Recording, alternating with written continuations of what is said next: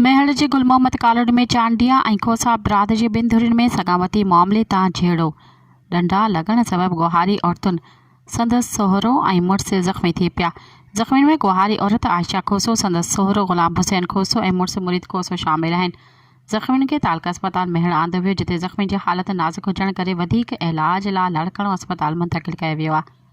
तालका अस्पताल मेहड़ में ज़ख़्मियुनि ऐं नारी फरज़ाना खोसो ॿुधायो त मुंहिंजी शादी ॻोठु घाड़ी जागीर जे चांडियर में थियल आहे। मां पंहिंजे माइटनि वटि आई हुयसि जॾहिं त मुंहिंजो मुड़ुसु मुनीर चांडियो जेको मूंखे वठणु आयो हो, मुंहिंजे बाबा सां छिक ताण थी पियसि, जंहिं ते मच्छर जी नदीम अमीर माजिद साजिद ऐं न्यास चांडियो सां गॾिजी पिस्टल ऐं डंडा खणी मूंखे मारण जी कोशिश करे रहिया हुआ त भॼी वञी पुलिस वटि पनाह वरिती।